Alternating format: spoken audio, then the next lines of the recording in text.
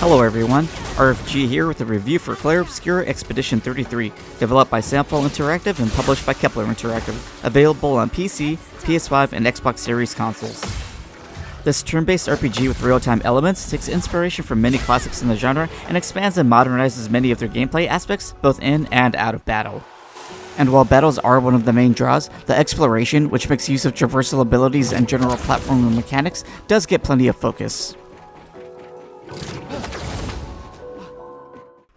You'll begin in the prologue controlling Gustav in the land of Lumiere, as you await to set off on your journey to reach the monolith with your team of expeditioners to confront the Paintress, who ends the life of Lumiere citizens at a certain age every year through grammage.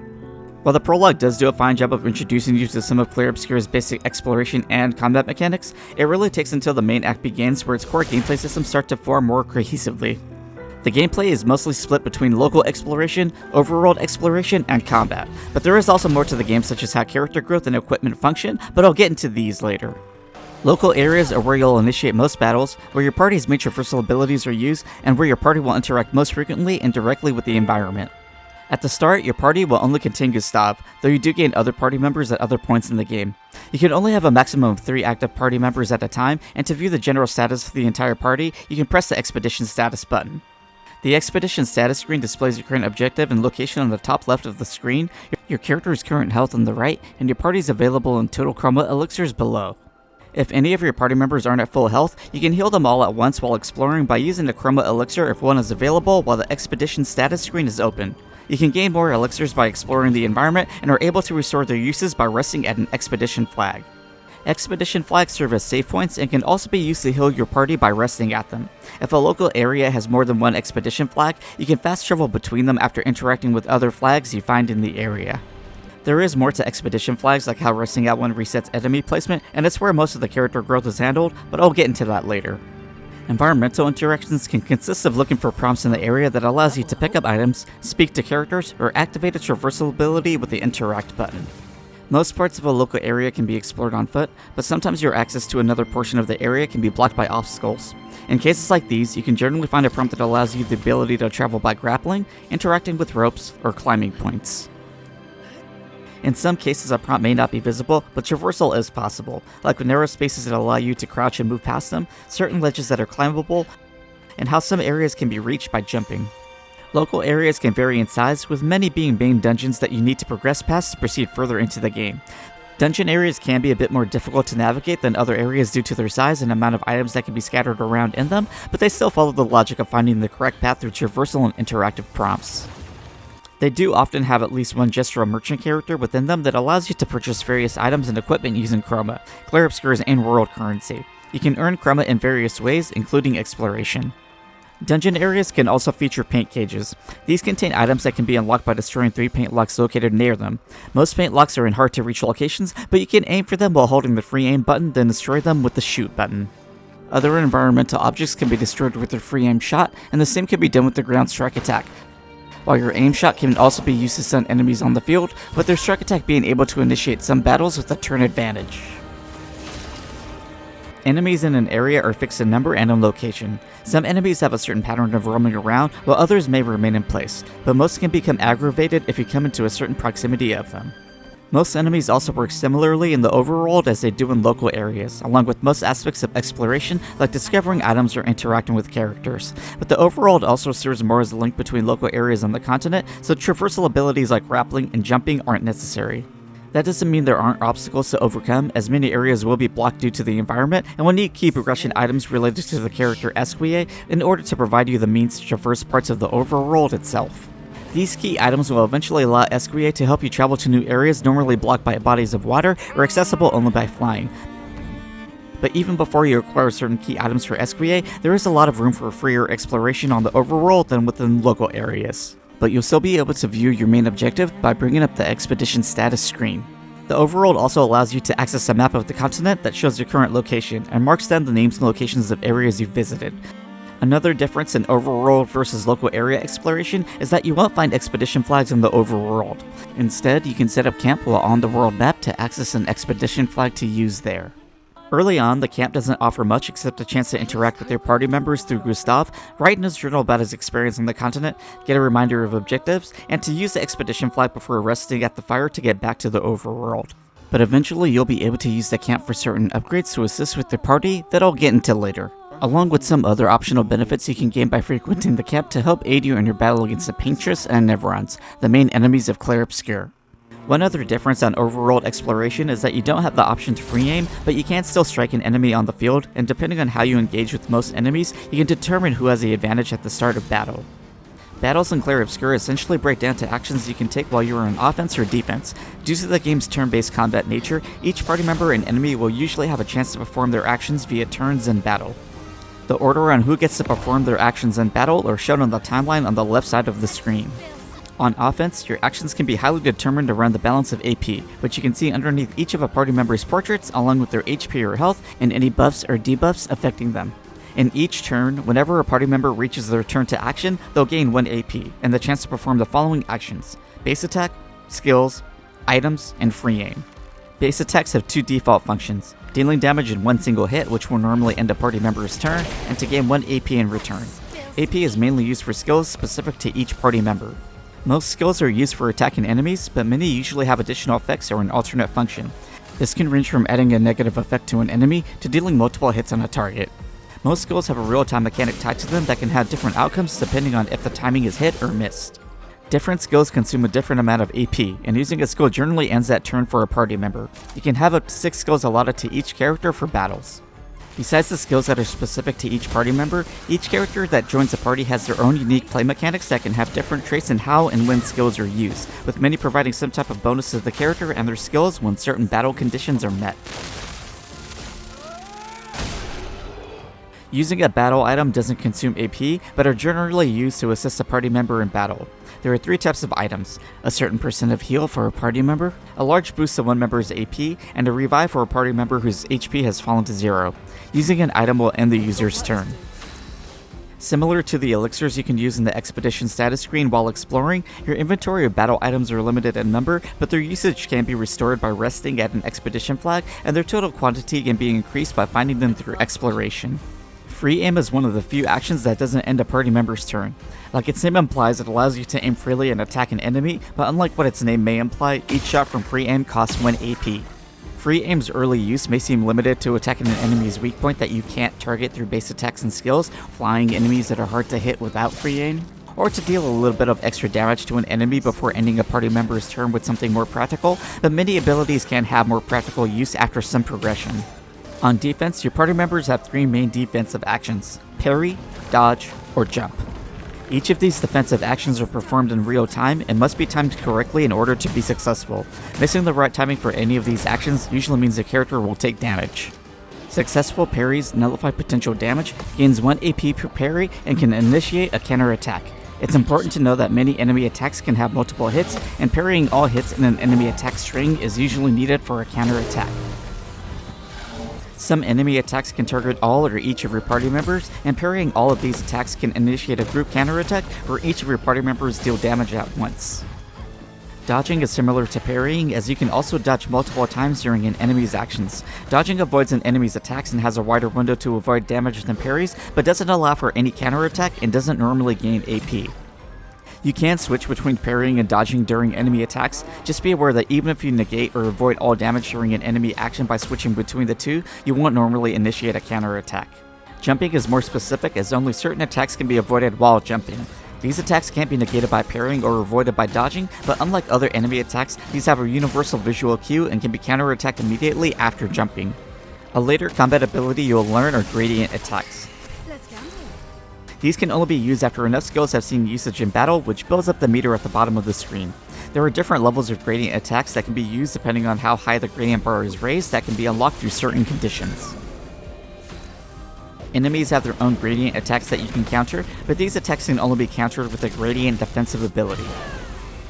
Most enemy encounters will be between 1 to 3 enemies, with victory conditions usually requiring you to knock each enemy's HP down to 0 to defeat them, and even though the numerical HP value isn't visible like your party members are, each enemy does have a visible HP bar that shows their health. Like members of your party, enemies will have battle effects displayed over or underneath their health bar.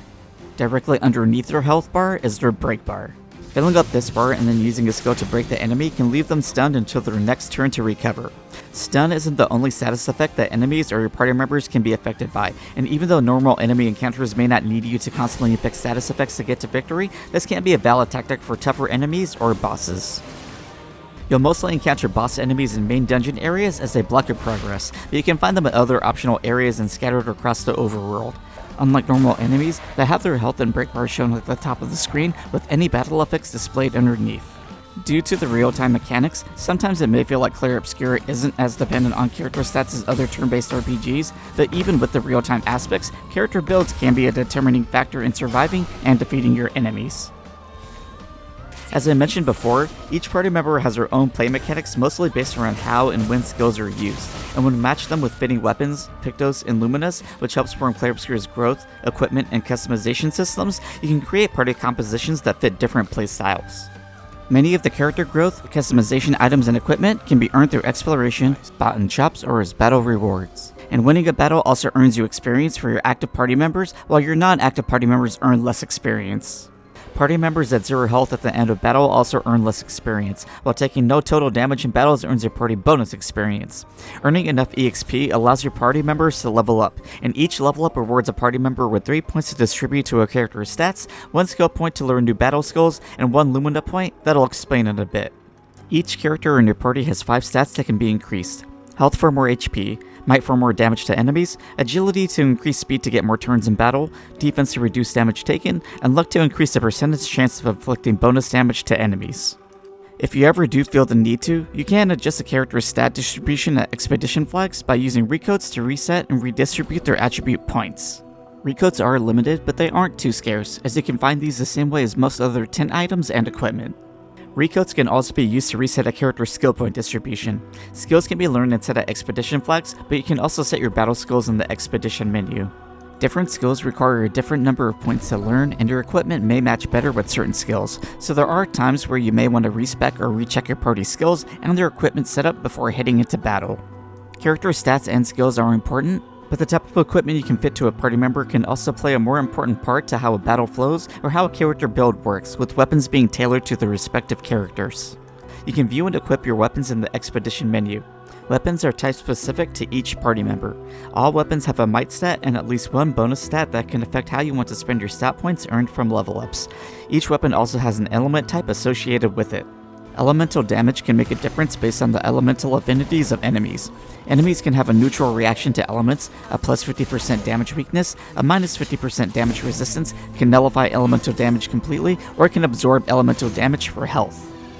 Many weapons also have passive effects that can be activated under certain conditions depending on the weapon level, which can benefit a variety of character builds and playstyles. But not all weapons are acquired at the same level, and since weapons have an elemental affinity and passive effects, you may want to adjust your party accordingly depending on the enemies you face. You can do this by leveling up a more fitting weapon in the camp later in the game, with chroma catalysts you can find throughout Clair Obscur. Depending on the weapon level, more or higher tiered catalysts will be needed for a level up. Some weapons will increase in level automatically by acquiring the same weapon located elsewhere, such as a reward from battle. In general, you can earn weapons and types of chroma catalysts in a number of different ways. Pictos are another form of equipment. They aren't tailored specifically for each party member, but instead provide many all-around passive effects. You can equip up to 3 per character, with each providing a stat boost or 2 depending on the Pictos. You cannot have duplicate Pictos, and similarly to weapons, acquiring duplicate Pictos will just upgrade the current one to a higher level with better stat bonuses. The stat bonuses for Pictos can play a good part in customizing your party for battle, but the passive effects are just as or more important. The passive effects of Pictos can be learned permanently after winning 4 battles with them equipped on active party members. These become accessible as Luminas at the cost of Lumina points to be equipped by a character, with different Lumina costing more or less points. If you equip a Pictos and its passive effect overlaps with its related equipped Lumina, the Lumina will automatically unequip to free up Lumina points for redistribution. Unlike stat or skill points, Lumina points do not need recodes to be redistributed, and you're free to equip and unequip Lumina as long as you have points available. You also aren't limited to level ups to gain more Lumina points. At the camp, you can raise a character's Lumina points with color of Lumina tints, which you can find like most other items and equipment. Having more Lumina points, and by extension Pictos, is where Clair Obscur does stand out, as the passive effects can synergize and open up the possibility of different character builds and how much they increase the usefulness of seemingly simple battle abilities. Pretty much all of your battle commands can become more beneficial with certain Pictos and Lumina, meaning that base attacks can provide more benefits than just dealing damage and gaining 1 AP, or free aim can be used for more than to exploit certain enemy weak points. Even counters, which are already one of your most useful defensive abilities, can gain additional benefits. Equipped Pictos and Lumina can also stack with similar passive abilities from others, which can synergize well with certain weapons and skills, but considering that you can't have duplicate Pictos means that party compositions can depend largely on how to balance what is equipped or who has what equipped. Pictos and Lumina can be equipped in the Expedition menu, and you can see the Lumina learning progress here and after each battle. It's also in this part of the menu that you can see each character's stat distribution, equipped weapon, and customize their look. The Expedition menu allows you to view all of your inventory with separate menus for weapons, Pictos, quest items, and tints, which are mostly your growth items. You'll also be able to adjust which members of your party are active for battles. If you found any expedition journals during your time in Clair Obscur, you can listen to or read them in the Expedition menu, as these journals can provide a lot of backstory to events related to the previous expeditions or elaborate on the areas you found these journals in prior to 33s. Expedition journals are one of the collectibles in the game, and even though you don't need to find all of them to appreciate your time with Clair Obscur, it's one of the many things that adds to the overall experience. Clair Obscur Expedition 33 excels in many ways, starting with its story, which is well acted, well paced, and engaging in several ways, with key moments spread out fairly evenly. Its story begins with a dark premise, and that tone does remain throughout the game, but there are also fun moments that make their way in from time to time, especially when it comes to the Gestrals, the battle-loving merchants who will hold off on selling you some of their wares until you beat them in battle. And even though most of the Gestrals you're bound to meet are scattered around the continent, with some of them providing with minigames on beaches, a good amount of them reside in their own village. This is pretty much the only full town/village area in the game, and while these types of areas are pretty common in the RPGs that Clair Obscur gets a lot of its inspiration from, Expedition 33 doesn't feel like it's missing anything by not including more of them. That's probably because even though the continent doesn't feel very populated and does have a lot of open space, there's still something to find in almost every single section of the map that makes every bit worth exploring. This can include the number of optional enemy encounters you can find, as well as optional boss or boss-like enemies. There's also the local areas that you can find hidden in the overworld. These optional areas tend to provide you with some more variety. Many of these optional local areas offer you to test your platforming skills and offer battles with rewards that can be worth your time, while some optional overworld-like areas you can visit switch to a static fixed view that have collectibles and showcase some of the gorgeous visuals. That's not to say that local areas of the overworld itself don't have equally impressive imagery, because, well, they do, but there's an overall high quality for both its visual design and graphical fidelity. And while most of the presentation is impressive, I'm not a fan of cutscenes being rendered at 30 FPS. This isn't a huge deal as these are pre-rendered cutscenes, but it still feels a bit annoying when transitioning from a high gameplay frame rate to a capped 30 FPS cutscene. Music has no real drawbacks throughout the game. Battle themes and local area tracks are both excellent and varied, with music on the world map that's also pleasant to hear. There wasn't anything sound-wise that felt too repetitive, even in some long battles or in large lengths of exploration. That occasional lengthy exploration can be well worth it too, not just for the rewards, as a lot of the optional areas are generally filled with content that does add to the narrative, but even without the optional areas, the game length isn't exactly short, and there is a new game plus to add to your time. Difficulty may be a little harder to gauge. I only played on the Expeditioner or intended difficulty, but a story and expert difficulty are available from the beginning and can be switched throughout the game in the pause and settings menu. For those who might be intimidated by the parry and dodge timings, the story difficulty was recently patched to make the timings for these more lenient, while dodge and parry timings were left ineffective for Expeditioner and expert difficulties. On Expeditioner difficulty, missing parries or dodges generally weren't a direct lead up to a game over, and depending on your party setup, you can gain plenty of ways to heal or keep your characters healthy. The variety of equipment and Lumina you can acquire and fit can also let you build your character so that you aren't reliant on parries and dodges, with a lot of options that can suit a number of different playstyles. Though that does depend on if you're willing to take the time and effort to find the equipment, the items needed for growth, and the focus on making builds that work. That being said, on Expeditioner difficulty, I didn't feel the need to optimize my characters for most battles, but did find a number of fights where I did find it necessary to adjust my party setup. The game is also fairly generous with auto-save points and provides you with a number of points from the pause menu to reload from in case you are having trouble progressing past certain points or need to adjust your party composition and character builds. If you're looking for a tougher challenge, the New Game Plus mode I mentioned earlier does come with increased difficulty and better all-around rewards. Expedition 33 has a lot of great design choices made around it, but one of the most impressive things I felt about Clair Obscur are how well so many things are streamlined and how that plays so much into the game's combat and character customization systems. Its elemental mechanics are one example, which has effects in battle but isn't overbearing or a main factor for all characters, or how status effects each feel unique and isn't tied directly to the element system, or how weapons and their passive effects work more into each other's characters' skills and unique battle traits. Clair Obscur Expedition 33 is one of those rare games that manages to take classic game inspiration and convert them into a modernized design that helps distinguish itself in both presentation and gameplay. Its story and music stays interesting throughout its runtime, exploration can feel a bit simple but still remains rewarding and satisfying, and its combat is fun, can often be challenging, and is worth experimenting and engaging with. I definitely recommend it for anyone who's interested in turn-based RPGs. It may be intimidating to some who aren't used to the real-time battle aspects, but with the new adjustments for story difficulty, it should be more accessible, and later equipment can provide you with options to fit a more suitable gameplay style for you. If you're not interested in turn-based combat, I still think it's worth a try since it doesn't take too long to get past the prologue and some of the early tutorial fights to see if the battle system itself can keep you invested, and that's if other parts of the game don't grab your attention. It's not too far into the year, but Clair Obscur Expedition 33 would be hard to top as one of my favorite games so far. But that's it for me. Let me know what you think below. Thanks. Bye.